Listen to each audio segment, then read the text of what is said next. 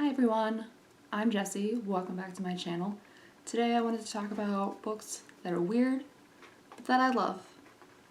And they're weird in different ways. Some of them are weird in structure, the way that they're told. Some of them are just weird with a kooky plot. But we're in weird times, unprecedented times, you may have heard. So maybe somebody wants to check out a weird book to go along with this kooky vibe we're all living in. First one I want to talk about is Virginia Woolf's The Waves. This is an experimental novel that Woolf herself did not even call a novel. She called it a play poem. Not sure what that means, but it's only told from the perspective of 6 characters. There's no like, he said this as he did, blah blah blah. It's only what they're saying and what they're thinking. So sometimes they are directly observing what's going on around them, but a lot of times you're just in as they think their thoughts. There is a 7th character who does not get to appear in and of himself. He is filtered through the perspectives of these individuals, and he and his death sort of galvanize some of the personal growths and journeys that everyone goes on. What I love about this book, one, it's beautiful. Virginia Woolf does. Who's afraid of Virginia Woolf? Not me. She does beautiful prose. She's just, I guess that's the way in which it is a poem. Is just lovely.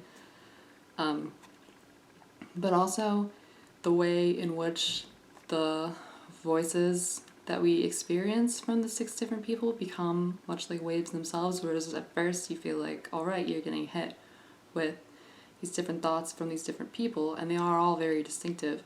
But then the kind of breakdown of self that occurs as the novel progresses, where you start to feel that they're all coming from a similar source, that they're all just different perspectives of the same person, or different facets rather. It is such an interesting book and gorgeously, gorgeously written. It's a little bit tricky to get used to, especially as they're kids, because it follows the structure of a day where dawn is their childhood and then it goes on until nighttime.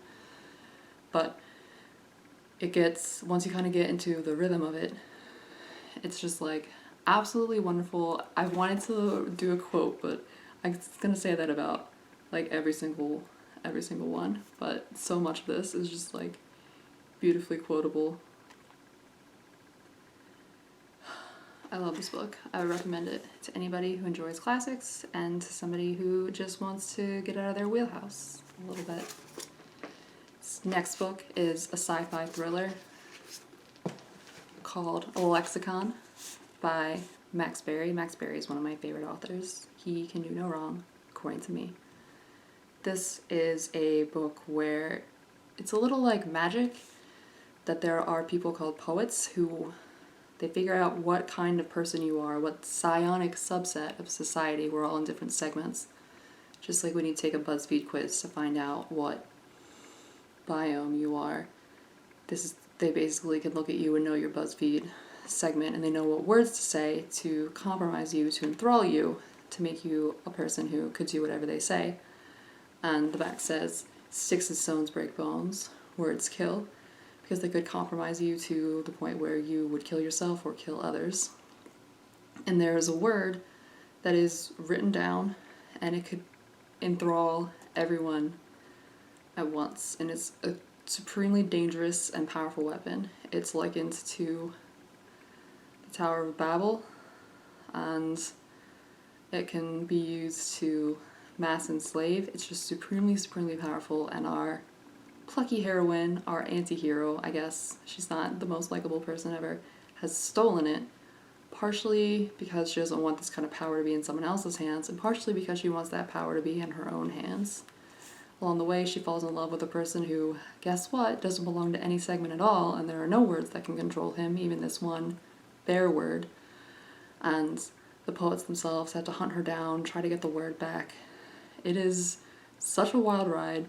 I think I read this in like a day, and I'm not a huge sci-fi magic person. I just could not put it down. It's so peculiar, and as a person who like really enjoys poetry, I really enjoyed the metaphor of these words having this tremendous, tremendous impact on a person, being able to absolutely change you and make you think and feel and want things that you didn't know what you wanted to do. It's called persuading.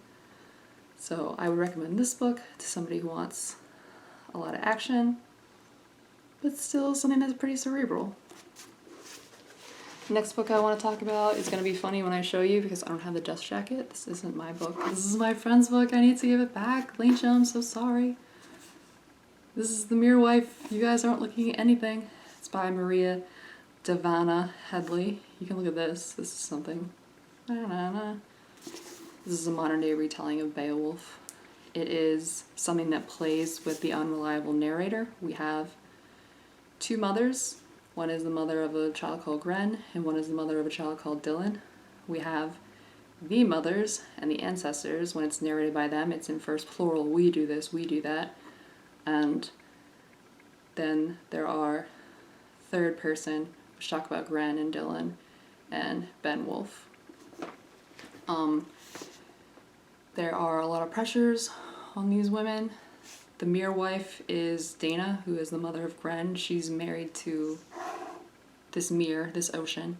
And then the mere wife, merely a wife, is Willa, the mother of Dylan, who, under pressure from the mothers, is living this supremely unhappy life in an unhappy marriage where her husband is cheating on her and she has high-functioning alcoholism and she's just not happy. But you're not allowed to let it show when you always have to be pristine and in your stilettos and etc. It's a gated community where everyone can see anything that anyone's doing because the walls of the house are made of glass, so you can always look in. So even in your home, you don't have this kind of safety. Dana is living in the woods. She is from the town where it's called Harrod Hall once stood, and it has now been raised for this glass gated community. And the ancestors and the working class people who lived in this town before this very wealthy place was established was, I forget where I was going with this, but their bones still live in the mountain. And it's unclear. A lot of things are unclear. That's part of what makes this book so weird, is that things are not said very explicitly. You have to be willing to kind of like figure things out as you go along.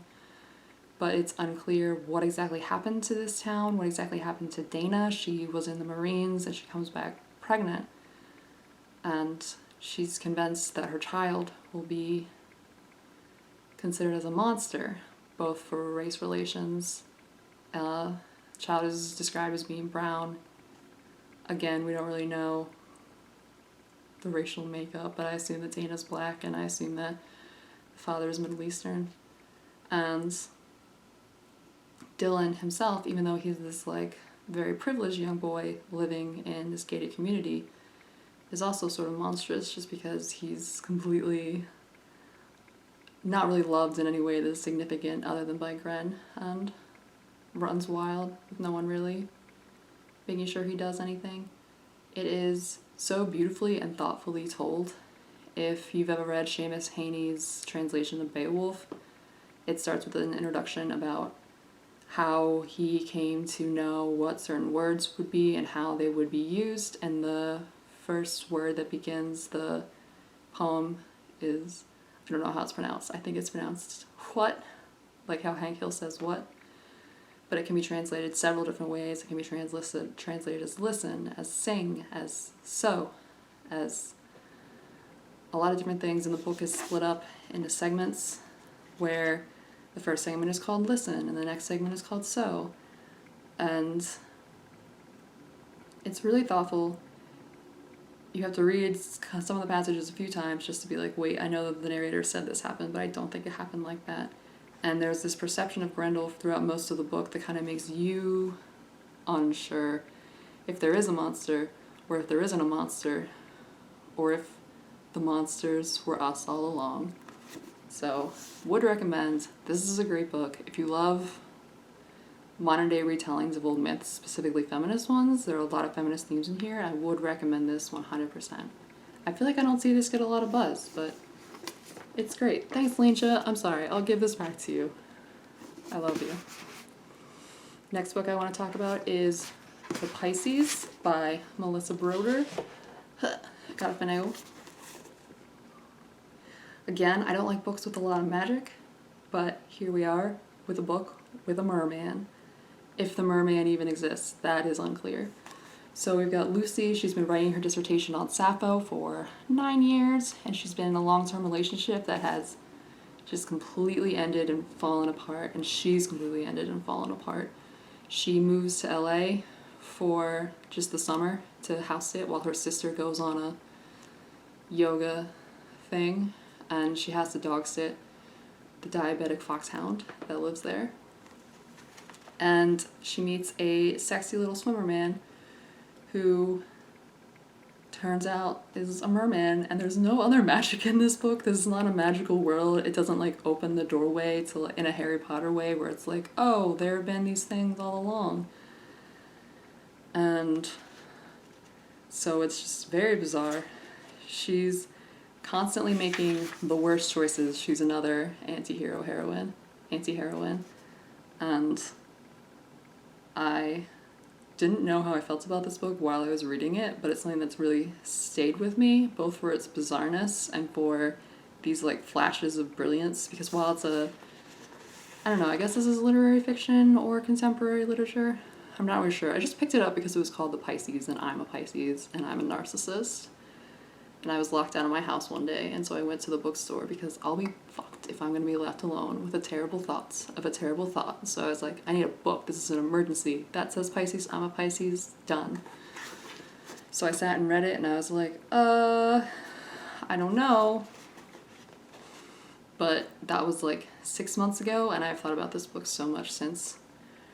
Her thesis on Sappho is about the relationship that we have with the gaps in the fragments that have survived, where we try to fill them in without knowing that much information. We do a lot of assuming just based on whatever we can find about Sappho to fill in those gaps. And her thesis says, actually, let's try to read those as if they were something specific and intentional. And she goes on to say, unfortunately, this was a total garbage proposition. I myself had a very complicated relationship with emptiness, blankness, nothingness. Sometimes I wanted only to fill it, frightened that if I didn't, it would eat me alive or kill me. But sometimes I longed for total annihilation in it, a beautiful, silent erasure, a desire to be vanished. And so I was most guilty of all in projecting an agenda. I think that's an amazing paragraph. As she's like going on Tinder dates and having really awkward and bad sex, and then having awkward sex with a merman. It happens. There are these callings back to what it means to have a relationship with a nothingness, what this means for her thesis, what she winds up entirely rewriting, what it means for her, if the merman himself is just this like fantasy of love, while her dog that she's dog sitting is this very pure love where it's unconditional and doesn't ask a lot of questions. It is very strange. It'll leave you kind of saying like, what the fuck, quite a bit, but it's really great. I recommend this to somebody who's ever been on the verge of a breakdown, especially after a relationship. Or CJ just made a video about books in Sad Girl Summer. I think this would be a good book for Sad Girl Summer. But it is super weird. So be ready for that. It's not just a sad girl book. This is the last book I have in my possession. This is probably the book I bought most for other people because I just keep like assigning it to them as homework that nobody asked for. I gave it to them and I said, you read this. And if you don't like it, don't tell me because I can't handle that in my heart. I feel like the light is not doing this many favors. This is Autobiography of Red by Ann Carson. This is my favorite book. It is a novel in verse. Put it on top of my PS3 and now it has a little bit of dust on it. But it is, on the most superficial level, a retelling, a modern day retelling, again, and this is an author who translated Sappho, so we got a theme in here, a modern day retelling of the Stesichorus poem, which only survived in fragments, where Heracles does his 10th labor, maybe his 11th labor, and he takes the cattle of Geryon, kills Geryon, and then kills his dog. And it is unclear why he does those two latter things, but both the Stesichorus poem and this book is told from the perspective of Geryon, rather being a heroic story of monster conquering. It's told from the perspective of the monster who grows up suffering loneliness and ostracism, and doesn't ever really do anything monstrous that we see. He just has his cattle. In this, there are two retellings. One is a more literal translation of the fragments, and then the other is where it takes place in modern times, and he goes to school for philosophy and winds up going to, I think, Argentina. Yes. It is so beautiful. When I was like making notes to do this video, I thought, okay, I'll just like skim through, get my bearings straight, and I just like started rereading the whole thing. I cannot help it. It is so powerful and beautiful. She says, so stay of Stesichorus. This one was making adjectives. What is an adjective? Nouns name the world. Verbs activate the names. Adjectives come from somewhere else. Adjectives seem fairly innocent additions, but look again. These small imported mechanisms are in charge of attaching everything in the world to its place and particularity. They are the latchings of being. Of course, there are several different ways to be. Red, one can be red. So into the still surface of the code, Stesichorus was born, and Stesichorus was studying the surface relentlessly. It leaned away from him. He went closer. It stopped. Passion for substances seems a good description of that moment. For no reason that anyone can name, Stesichorus began to undo those latches. Stesichorus released being. So while this is Gerion's autobiography, instead of being the autobiography of Gerion, it's the autobiography of Red, for he is red and lives in a red world, and this redness defines him and his way of being, but it also becomes unlatched from being. It's really powerful. I recommend this. It sounds kind of like it is very highbrow in a lot of ways, but I think it's just also enjoyable for having like really lovely prose and for suggesting a lot of questions about love, about romance, about, again, what it means to be a monster and who really is the monster. So I wouldn't be put off or have anybody feel like, oh, that sounds a little bit too high for me. It is great. And while you do need to do a little bit of work, a little bit of panning for gold, the gold that is there is so just worth it. It's a really, really lovely book, and it wants you to have a dialogue with it. So I would recommend this book to anyone. Let me know if you're interested. I'll even buy it for you. Please read this. Everyone should read this. This should be required reading. My last book I don't own. I got it from the library and then again bought it for a lot of other people that I wanted to read it. It's probably the most famous book that I'm going to talk about, and that's Lincoln in the Bardo, which recently won the Man Booker. This book is so good. Much like Virginia Woolf, it's told purely in quotes, so there's not a third-person narrator. There's never any point where someone's not talking and action is being described. It's only from the perspective of historical texts that George Saunders, who wrote the book, found in his extensive research, and the ghosts that he writes that exist in the Bardo, a Bardo being this Tibetan concept of the in-between, after life after death, but before one is reborn. Although it kind of seems like they're going to go to heaven or hell rather than be reincarnated, these ghosts. So Lincoln's son Willie died very young and very tragically in the beginning of the Civil War in 1862, and all over the course of one night, Lincoln goes from, there's a party at his house, and then he goes to the graveyard himself and opens up the coffin where his son lay, his son's body, and handles it. And the Bardo is full of characters who think, A, that they're not dead. They refer to their coffins as sick boxes, they refer to themselves as being sick or poorly, and this denial of what they're facing is what keeps them there. And they worry that if they know that it's not like a great fate, so they do worry about the ghost of Willie Lincoln and what's going to happen to him if he himself stays in the Bardo, which he may do because his father keeps visiting and he wants to cling to that last vestige of life. So one of the reasons I love this book is because everyone in it is an unreliable narrator, even the quotes that he uses where it'll be from real or fictional he does make up some of the quotes. A real or a fictional biography or letter or journal describing the night, the party at Lincoln's, what Lincoln was like, what Willie was like. There's so much conflicting information, even about what the weather was at the house that evening, if it was cloudy, if the moon was out.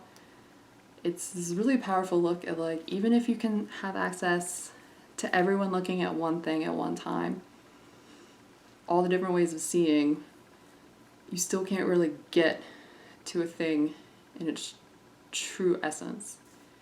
It's so cool. I love it for that. And it's also like a fun little, I would call it a romp. There are high stakes for sure, and there are meditations about life and death and good and evil. So there's a lot to it. But it's also just like kind of an exciting and thrilling story where you're like, oh my gosh, is the time gonna run out before Willie Lincoln is able to ascend, hopefully to heaven, or go to the place where he'll be measured, and what's gonna happen with all these ghosts? I would recommend that book.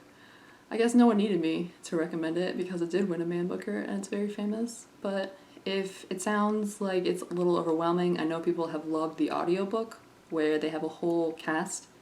So every time a new person is talking, instead of having to rely on quirks of punctuation and spelling and speaking, which is how George Saunders characterizes the different ghosts, you can know by the different literal voices that are speaking to know this is a new person, this is this ghost, I know them, blah blah blah. So if it seems off-putting but you want to check it out, definitely get the audiobook. And yeah, I love all those books. They're super weird, but I don't care. If any of the books I've described remind you of other books, please say so in the comments, because I'm always looking for more weird books. I always try and describe how I like weird books to people when I want them to recommend me more books. Sometimes it works, sometimes it doesn't. But if you have any recommendations based on what I've said, please let me know in the comments. Or if you just want to talk about weird books with me, that sounds good as well. So smash that like button, hit subscribe if you want to see more videos from me, and I'll see you later. Bye!